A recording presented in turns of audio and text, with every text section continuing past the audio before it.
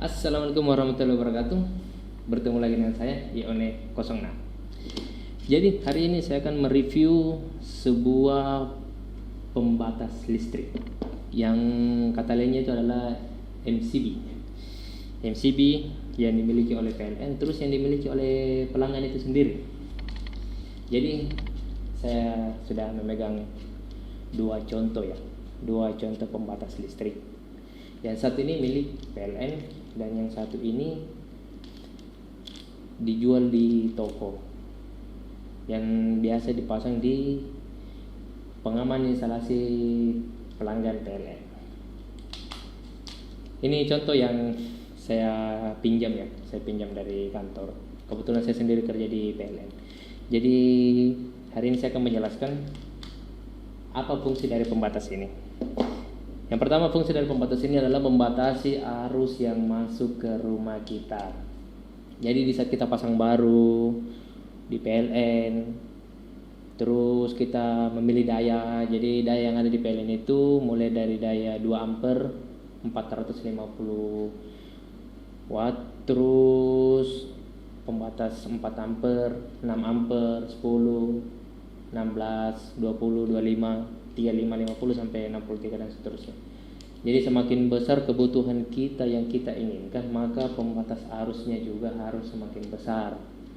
Kenapa? Karena ketika pembatas kita dibatasi oleh daya yang kecil, sedangkan pemakaian kita di rumah itu besar, maka pembatas ini akan selalu jatuh-jatuh atau klek-klek atau apa ya? Ya, kalau bahasa Makassarnya sih selalu lato-lato katanya sih. Jadi pembatas saya pegang ini adalah pembatas 4 ampere 900 watt. Pembatas ini dibatasi oleh suhu 33 derajat Celcius. Jadi begini, fungsi dari pembatas ini, ketika arus fasa masuk terus dibatasi oleh pembatas, keluarlah arus fasa lagi karena netralnya masuk di kWh. Ketika dia melebihi dari kapasitas pembatas itu sendiri, maka ini itu akan panas. Ini akan panas terus dalam suhu 33 derajat Celcius sesuai dengan speknya yang ada di sini. Maka dari itu pembatas ini akan jatuh dengan sendirinya. Jadi ketika pembatas ini tidak jatuh, misalkan dia posisinya rusak, maka pembatas ini akan terbakar. Tapi dijamin ya sekitar 90% lah pembatas PLN itu sudah diuji oleh pabrikan, teruji aman ya. Beda kalau sama pembatas-pembatas yang dijual di toko. Pembatas toko saja nggak memiliki spek yang lengkap ya. Dia cuma tercatat sebagai dayanya aja, nggak punya spek. Sedangkan pembatas PLN memiliki spek yang lengkap dan dijamin SNI. Jadi seperti itu. Jadi batasan dari PLN dari tiang ke kWh. Jadi banyak orang awam yang tidak mengetahui kalau pembatas PLN itu batasan PLN itu ketika melayani pelanggan itu dari tiang listrik, terus kabel SR masuk ke kWh. Keluaran dari kWh masuk ke rumah itu milik pelanggan. Jadi harus kita tahu, jangan sampai ketika ada gangguan pada instalasi rumah kita, lampu listrik saya mati, mungkin ada yang salah atau ada yang korslet, terus saya telepon PLN dulu ya. Enggak. Karena sebenarnya PLN juga memiliki batas sampai kW meter aja.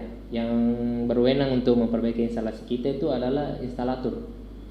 Jadi sudah ada bagian-bagian tertentu, bukan lagi milik dari PLN. Tapi ketika gangguan dari tiang menuju kWh meter, disitulah perannya PLN. Sisa telepon 123 atau melapor di PLN Mobile, maka datanglah petugas PLN. Jadi itu fungsi dari pembatas ini. Kita jelaskan lagi untuk milik pembatas yang ada dijual di toko. Kenapa PLN tidak memakai pembatas yang ada dijual di toko? Yang pertama, karena pengukuran ini kadang lebih, kadang kurang. dia juga ada sih yang tertulis SNE. Ini yang saya pegang adalah Made in Thailand. Cuman terkadang pembatas ini itu melebihi daya yang ada terpasang di speknya. Ya kadang juga dia kurang, cuman tidak dianjurkan lah, karena PLN itu sudah menyediakan pembatas sendiri khusus untuk kWh meter PLN. Kalau untuk pembatas ini itu dijual di toko untuk dipasang di bagian pembatas instalasi. Jadi dia hanya sebagai pengaman instalasi kita. Jadi terserah kita mau beli di mana, di toko banyak dijual, speknya juga ya sesuai daya yang kita inginkan. Jadi yang dianjurkan itu sebenarnya harus sama dengan daya yang ada di kWh meter. Bisa lebih, tapi jangan kurang, karena pelanggan itu sendiri akan rugi ketika di luar di pembatas di kWh-nya terpasang 900, tetapi pembatas pengaman instalasinya cuma 450. Jadi kan pembatas yang dalam rumah yang sering jatuh kalau pemakaiannya melebihi dari 450 watt. Jadi mungkin seperti itu fungsi-fungsi dari pembatas. Jadi bagi pelanggan PLN ya yang masih awam akan kelistrikan, bisa langsung datang ke PLN terdekat, minta konsultasi, atau bisa melalui telepon jika ada gangguan, atau bisa komen nanti di komentar. Insya Allah saya akan jelaskan lebih lanjut mengenai dari kelistrikan yang ada di Indonesia ini. Mudah-mudahan apa yang saya jelaskan tentang pembatas ini memberikan ilmu bagi kita semua ya. Ya, saya juga masih memiliki banyak kekurangan. Insya Allah juga saya akan menjelaskan tentang kelistrikan yang lain di tutorial berikutnya. Mungkin hanya itu dari saya. Lebih dan kurangnya mohon dimaafkan. Tetap jangan lupa subscribe, komen, dan berikan tanda lonceng, terus like pada channel Yoni 06 agar channel ini terus berkembang, bisa menjadi youtuber yang profesional yang bisa memberikan tutorial yang lebih bermanfaat lagi bagi kita semua.